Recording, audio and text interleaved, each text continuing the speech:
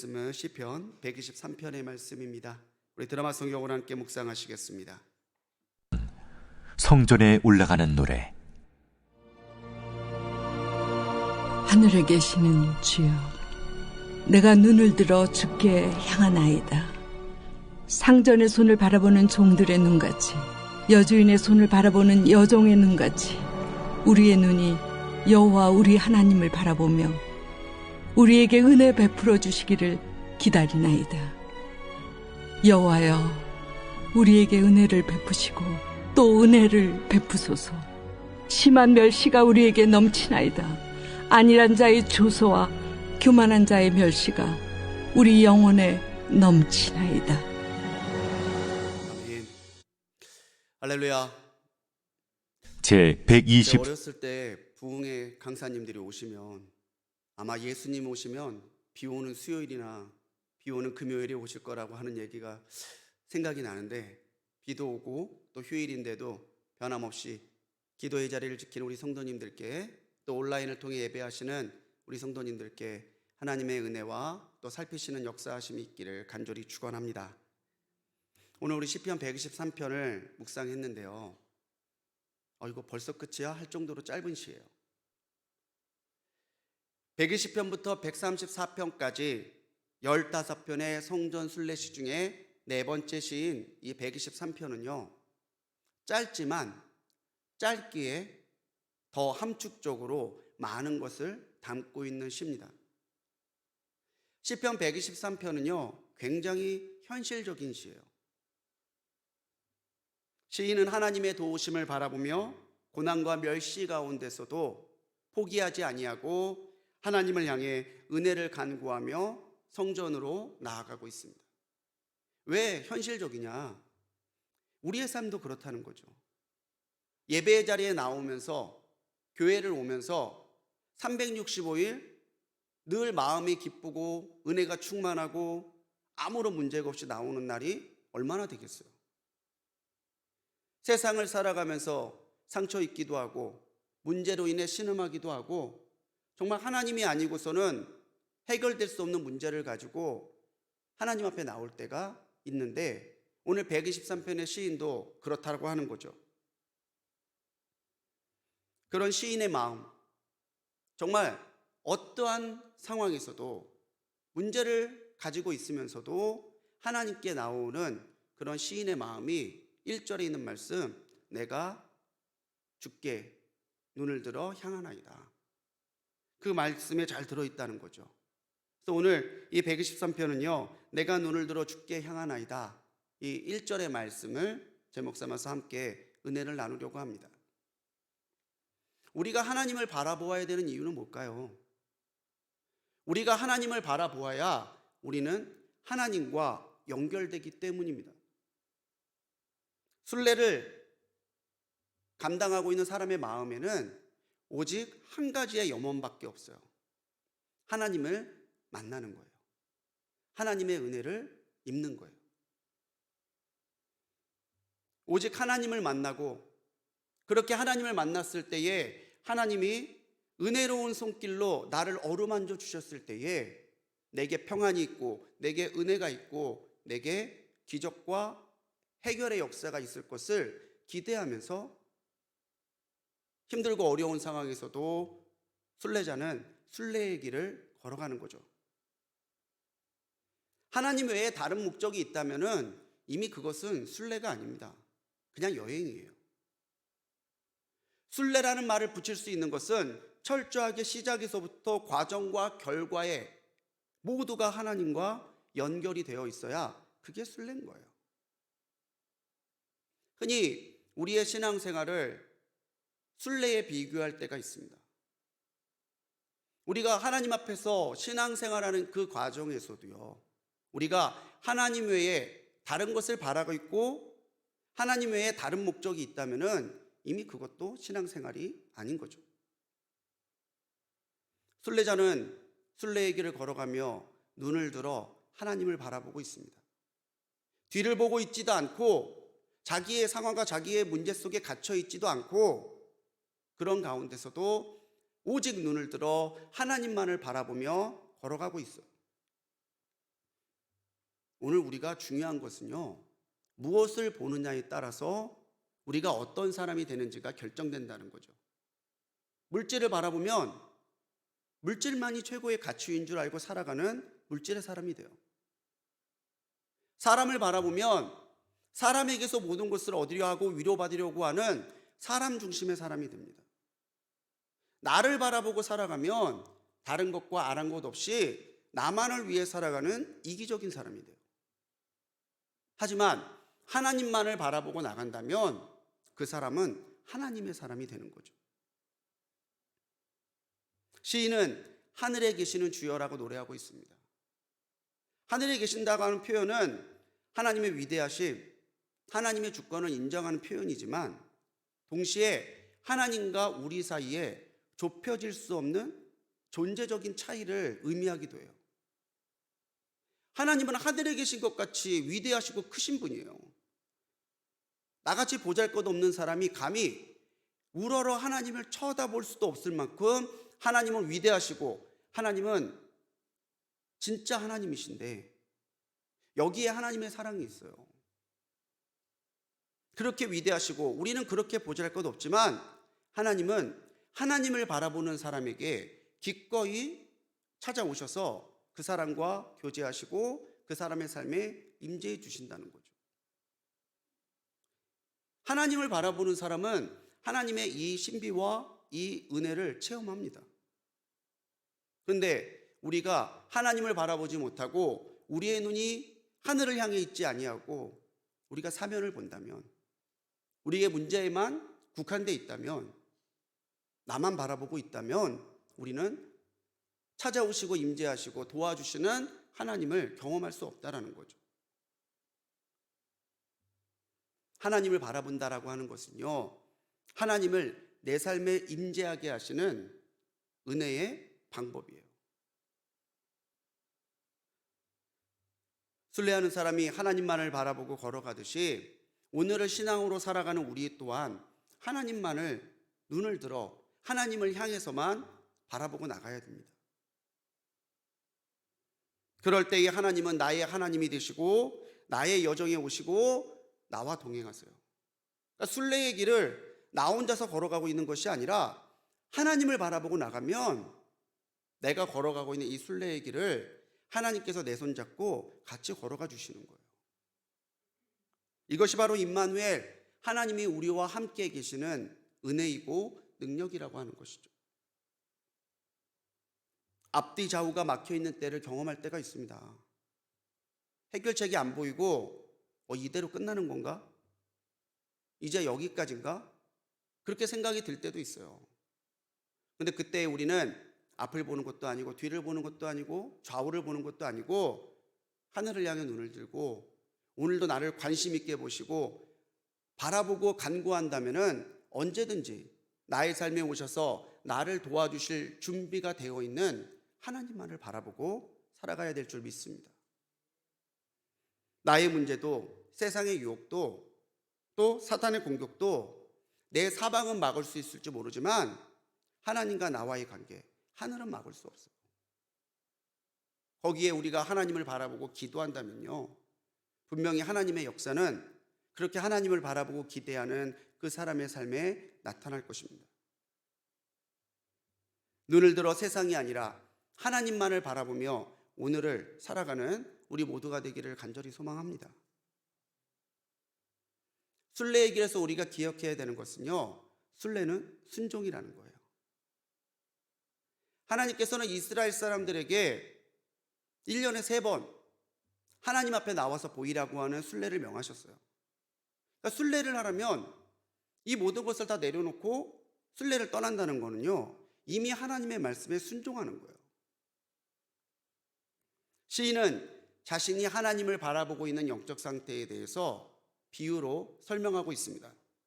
상전의 눈을 바라보는 종의 눈, 여주인의 손을 바라보는 여종의 눈, 그렇게 나는 나의 눈은 하나님을 바라보고 있습니다. 그렇게 비유로 말하고 있죠.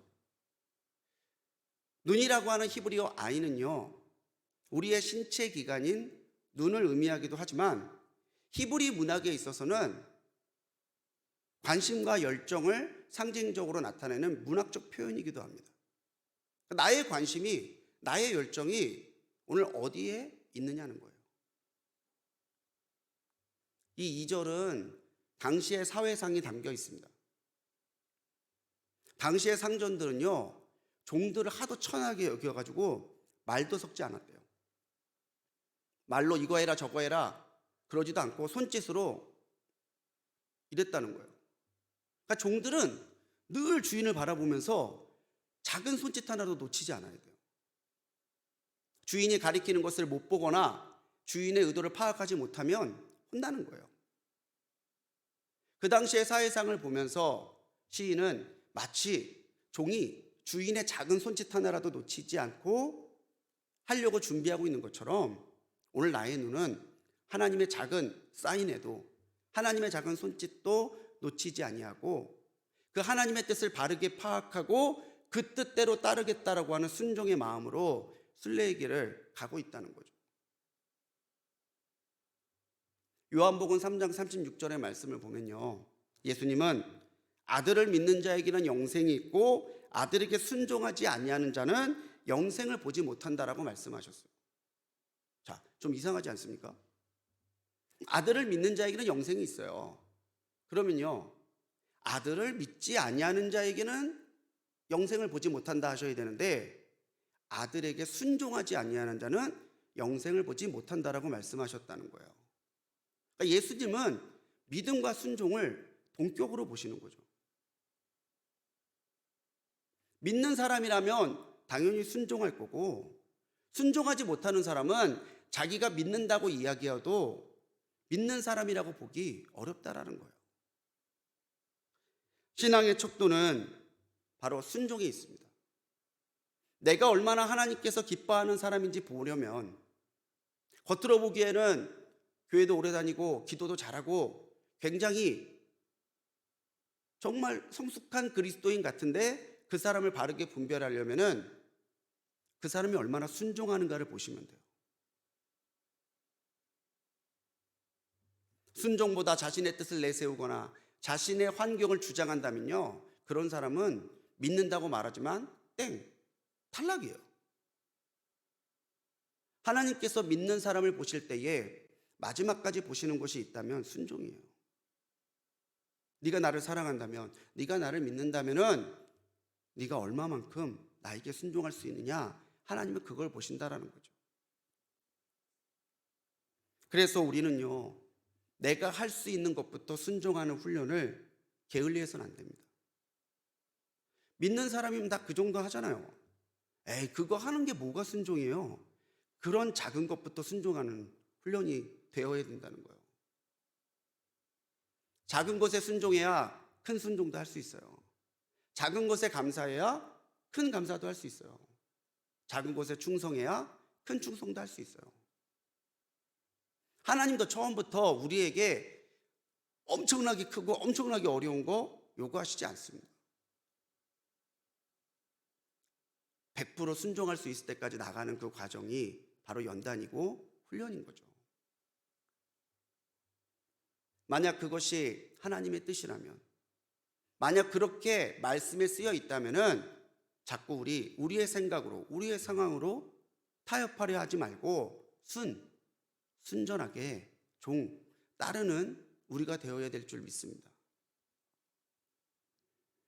오늘 우리가 온전한 순종의 삶으로 살아간다면은 우리는 오늘도 우리 삶 가운데 오셔서 나와 만나 주시고 나의 힘이 되어 주시는 하나님의 은혜를 더 크고 더 풍성하게 보고 누리게 될 줄 믿는 우리 성도님들 되시기 바랍니다.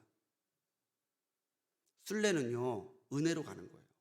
마지막으로 우리가 보아야 될 것은 은혜입니다. 왜 이런 고난 가운데서도 왜 모든 것을 내려놓고 순례의 길을 가고 있느냐? 그 이유가 2절 후반부에서 나오죠. 은혜를 받기 위함이에요. 하나님의 은혜의 한 자락이라도 내게 덮여지기를 사모하는 그 마음 때문에 오늘도 순례의 길을 걸어가는 거죠. 왜 은혜를 간구해야 될까요? 왜 우리가 은혜를 받아야 될까요? 세상이 고되기 때문입니다. 사단의 공격이 거세기 때문이에요. 그런데 우리는 연약하기 때문이에요. 시인은 탄식하고 있습니다. 심한 멸시가 넘치고 안일한 자의 조소와 교만한 자의 멸시가 우리의 영혼에 넘치고 있어서 나를 두렵게 하고 나를 위축시킵니다. 고난으로 인해, 멸시로 인해, 조롱으로 인해 정말로 너무나 힘든 삶을 하나님 앞에 내어놓고, 하나님 이 삶 가운데 내게 은혜를 더하시고 은혜를 더하셔서 능히 이길 수 있게 해달라고 하나님 앞에 탄원하고 있죠. 안일하다라고 하는 히브리어 원어적인 의미를 보면 다른 이의 처지에 공감하지 못하고 함부로 판단하는 것이 아니라며요. 교만은요, 다른 이를 깔보고 억압하는 것을 드러내요. 오늘 하루를 살다 보면 그렇잖아요. 나에 대해 알지도 못하고 내 상황에 대해 공감하지도 못하는 사람이 함부로 판단하고 함부로 말해요. 나보다 별반 나을 거 없는 사람이 나를 억압하려고 하고 자꾸 나를 위협하고 나의 의지를 꺾어놓으려고 할 때도 분명히 있잖아요. 이런 무겁고 두려운 현실 앞에서 시인은 한 가지 해답을 찾고 있는데 그 해답이 오직 하나님의 은혜예요. 은혜로 우리가 살아간다면 이 고된 세상 가운데서도 승리할 수 있지만, 오늘 우리에게 은혜가 없다면요, 정말 작은 시험 앞에서라도 우리는 무너지고 넘어질 수밖에 없을 거예요. 우리가 하나님의 자녀가 된 것도 은혜이고 오늘을 살아갈 수 있는 힘도 은혜예요. 사랑하는 우리 성도님들, 은혜로 충만한 하루를 사시기 바랍니다. 하나님의 은혜가 정말 풍성하고 충만하게 임하시기를 간절히 소망합니다. 그래서 우리가 은혜로 살아가는 우리의 삶이 되도록 하나님만을 바라보고 살아가야 돼요. 찬양 중에 그런 찬양도 있더라고요. 정말 은혜가 아니면 살아갈 수 없다고. 하나님이 아니면 나는 살 수 없다고. 은혜 아니면 살아갈 수가 없네. 호흡마저도 주의 것이니 세상 평안과 위로 내게 없어도 예수, 오직 예수뿐이네. 이 123편 준비하면서 이 찬양이 계속 나왔어요. 여러분, 오직 은혜예요. 여러분, 오직 예수예요. 우리는 은혜로 살고 예수 붙들고 살아가는 거예요. 그래서 오늘의 격한 현실 가운데서도, 소망이 보이지 않는 상황에서도 우리는 하나님 내게 은혜를 주시고 은혜를 더해 주옵소서, 예수 그리스도 한 분만 바라보며 우직하게 오늘도 걸어가야 되는 거죠. 눈을 들어 오직 하나님만을 바라보며 나아가는 순례의 삶이 되시기를 간절히 축원합니다. 온전히 주님께 나를 맡기고 하나님 앞에 내가 더 크게 순종하겠다는 결단을 가지고 오늘도 내게 하나님께서 그 풍성한 은혜를 부어주시기를 간구하고 기대하면서 오늘을 걸어갈 때에 우리의 순례의 끝자락에 우리를 기다리고 계시는 하나님을 분명히 만나고 신앙으로 승리하는 하루가 될 줄을 믿습니다. 주님만을 바라보며 순종의 믿음으로 걸어가며 하나님의 은혜로 승리하는 우리 모든 성도님들 되시기를 주님의 이름으로 간절히 축원합니다. 기도하시겠습니다. 주님, 눈을 들어 하나님만을 바라보고 있는 우리를 긍휼히 여겨 주옵소서. 오늘의 현실 앞에서 힘들고 때로는 눈물 지을 때도 있지만 주님, 포기하지 아니하고 주님만을 바라보며 나갑니다. 오늘 우리에게 주의 은혜를 더하시고 우리가 걸어가고 있는 이 길에 임재하셔서 동행하여 주옵소서. 주님 앞에 순종으로 나갑니다. 정말로 주인의 손을 바라보는 종처럼 오늘 하나님의 작은 사인에도 민감하게 깨달을 수 있는 지혜와 분별을 주시고 그 뜻대로 행할 수 있는 결단과 순종을 허락하여 주옵소서. 우리에게 은혜를 더하시고 은혜를 더해 주시기를 간구합니다. 은혜가 아니고선 살아갈 수 없는 우리에게 하나님의 은혜를 주셔서 오직 은혜로 살게 하시고 오직 예수 붙잡고 살아가는 우리가 될 수 있도록 인도하여 주옵소서. 오늘도 이 새벽절에 드린 귀한 예물이 있습니다. 주님의 몸된 교회에 더 든든히 세워지기를 사모하며 드리는 요셉의 창고 헌금 주님 기억하여 주셔서 우리 성도들이 마음을 모아 동역하고 기도하며 나갈 때마다 하나님 놀라운 기적과 예비하신 은혜를 우리의 눈으로 목도하고 체험하며 살아가는 우리 교회가 되도록, 우리 성도들 되도록 역사하여 주옵소서.